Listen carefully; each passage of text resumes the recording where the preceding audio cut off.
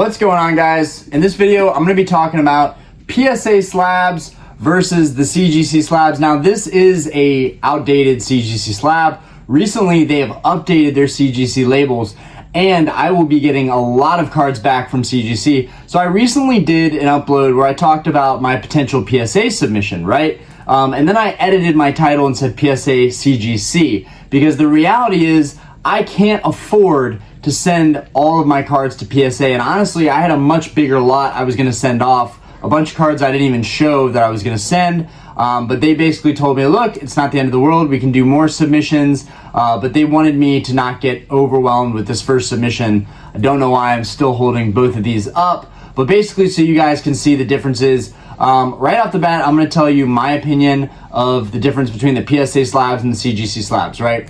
First off, PSA grading, bulk grading, $15 a pop, and that can get steep very quickly depending on the card values. CGC, bulk grading, $10 a piece. $10 a piece, okay? That adds up quickly. Now, I know that PSA is kind of the go-to, it's kind of the premier grading, that's kind of what you want. I'm not gonna lie, this Umbreon looks way better in a PSA slab than it does in the CGC slab, but honestly, I would have never submitted cards to CG. I mean, I might have, but it was really unlikely because I'm not really a huge fan of the blue label. What I am a huge fan of is the actual quality, the sheer quality of the slab itself. In my opinion, it's thicker, it feels nicer. The PSA slabs honestly kind of feel like cheap plastic to me. It's kind of hard to explain, but anybody that has PSA slabs knows that, like, yes, they display nicely, but they feel really, really cheap. For the money, the CGC slabs feel a lot better, and I think that that's going to be an issue moving forward for all the people that kind of have always gone with PSA. I think for the first time ever, we're going to start seeing people trusting CGC to grade their cards. One, I absolutely love this Umbreon. This Umbreon is so beautiful. But one, and it's also reminding me that maybe I don't want to sell my duplicates, because honestly, this card is too nice in my opinion to even let go of. It's beautiful. But anyways, now that the labels are changed, it's got this black label, and the pristine 10 has a gold 10 right there. Like, guys, it looks amazing. Like, I'm over the moon about the new CGC slabs, and for the first time ever, I'm really wanting to find a card that I really like that could potentially get like a pristine 10, you know, because those gold 10s just look absolutely amazing. So I sent off my Celebrations gold cards and my Celebrations big 3 cards, the Charizard, Blastoise, and Venusaur, and a bunch of Crown Zenith, Galarian Gallery kind of alternate art cards, a bunch of Suicunes, a bunch of Deoxys cards, just like a hodgepodge of like cheaper modern stuff that I just didn't want to spend the money to send to PSA. Now, those cards are going to get back sooner. The PSA submission is going to be done at the end of the month, but I'm sending most of my my nicest alt arts are going to go to PSA, right? My Rayquaza and my Umbreon from Evolving Skies is going to go to PSA, along with some other nice cards, one Charizard that they deemed worthy. Because they came over this morning, 2 friends of mine came over this morning, and they basically went over everything and kind of told me the stuff that they didn't think was worth sending, the stuff that they thought would do really well. And then basically I decided, with the cost of PSA being kind of out of my, I'm going to put those down. I decided with the cost of PSA being kind of out of my budget and not really affordable for me, I was only going to send 9 cards to PSA. One of them being the Gold Star Alakazam, which I am very excited to get back because my net cost of that card was $60. If it comes back as a 7 or an 8, I still have like a $400 card that I paid $60 for. So that'll be really exciting for me. That's just like a random good find. I don't have crazy deals like that often. But I'm excited to hopefully have that graded highly, and then I can add it to my Gold Star collection. And instead of getting another 9, I can just keep the Gold Star Alakazam that I found. Because that would be really cool, and it makes for a good story. But most of my alt arts were a little bit off center or had a little ding here or two, so I sent pretty much all my other alt arts with CGC. Now, I may regret this in the long term, right? Like, I love the premium look of the PSA slab, right? The red on the slab with the white, it's iconic. It's what most collectors are going to grade with. And I never really felt like CGC stepping into the scene really was a threat until now. Now I see the CGC slabs and I'm like, the quality, the thickness of the slabs, like the reason I like these CGC slabs is the same reason that I like the Beckett slabs. The BGS slabs are thicker and they just feel like value. They feel like real value. The PSA slabs feel a lot lighter, right? They feel light as a feather, and I personally am not a big fan of that. You know, in this hobby, we love plastic, right? I just ordered some Phantom displays that everyone's been raving about, so that I could display my PSA cards. Unfortunately, I didn't get any displays to display CGC or Beckett because I just figured I was going to send everything to PSA, and so whatever I got back that I want to display in a Phantom display guard is going to be PSA. But now I'm like seriously considering sending tons of cards with my buddy to get them graded by CGC because the black label to me just looks better than everything else. That and the slab quality itself is amazing. Now, for a lot of cards like Gold Stars, Shinings, Crystals, a lot of stuff like that, I think there's just way less CGC slabs out there of those cards. So I think it wise of me to probably stick with buying PSA 9s of those cards.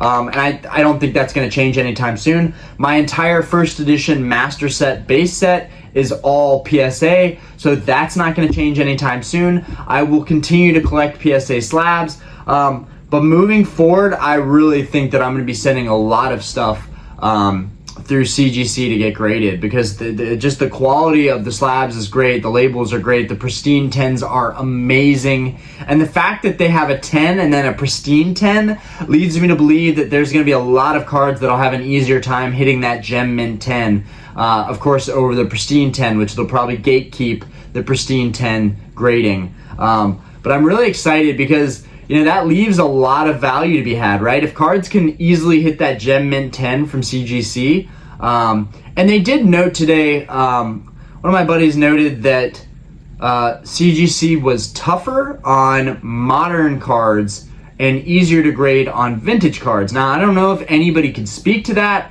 I don't know if you guys have graded a lot with CGC recently or in the past and have had those experiences. I want to hear what everybody thinks.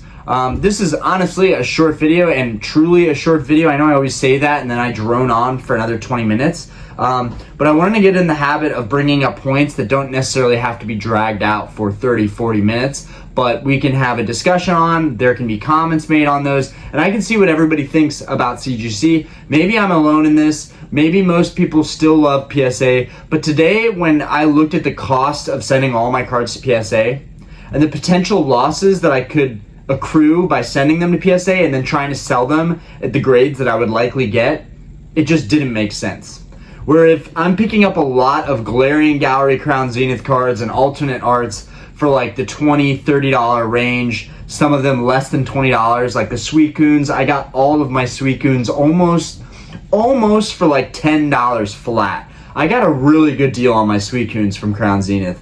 And I didn't even pull a Suicune or an Entei or a Raikou, and I opened a lot of Crown Zenith. Speaking of those three, the Suicune, Entei, and Raikou from Crown Zenith, that cool dynamic trio, that I sent off with CGC as well, so I'll be excited to get that grouping together. And also in the Discord, we were talking about the Astral Radiance alternate Beedrill. They said it wasn't worth it for me to send that with PSA, so I'm sending that off with CGC, and I think I'm probably going to end up selling that card. I don't want to. It really depends on what grade it comes back as. If it happens to somehow get a Gem Mint 10, which it won't. It's flawless, but the centering is not great. But if it got a 10, I would probably sell it because the money will be there. But if it gets a 9, I'll just keep it in my collection. It'll be a nice card to have in my collection. I don't subscribe to the idea that modern cards, if you get a 9 on modern cards, they're going to be garbage. I don't subscribe to that idea. I think that it makes sense that they wouldn't be worth that much because it's very easy to get 9s right out the gate, whereas getting a 10 is always competitive. It's always difficult with PSA. But guys, we've seen so many poorly graded cards, both on the good end and on the bad end, where cards get undergraded and overgraded. And honestly, this will be a nice experience to see what happens. So yeah, I just wanted to report back with you guys and let you know like what was going on with that, what my plans were for those submissions. And yeah, we've got 46 cards going to CGC.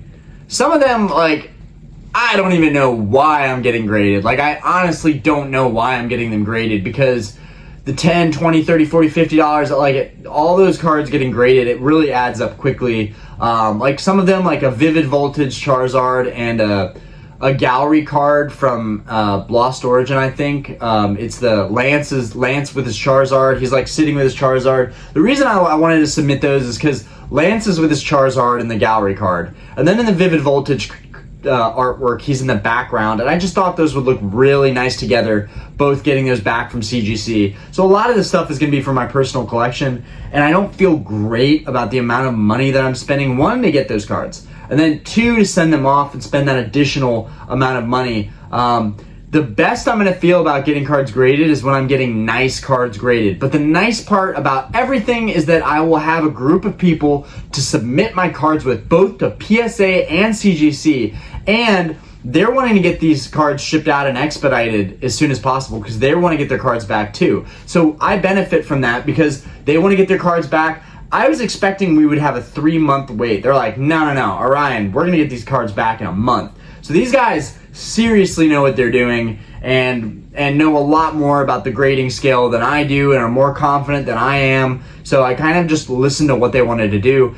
Basically, guys, all of my base set Charizards that I was going to send to PSA, they basically told me, like, Orion, you're going to lose money on these, right? Like, maybe not lose money, but I was hoping to get at least 5s or 6s on all of them in their opinion, but they were telling me these cards are like some of these are going to get 4s. Like, you're going to get dinged on these. It's just not worth it. So I pivoted and sent like 5 or 6 different artworks of Charizard, like old vintage Charizard cards. I did that with PSA, so that'll be fun to get those back, and I'll still retain some of my PSA cards.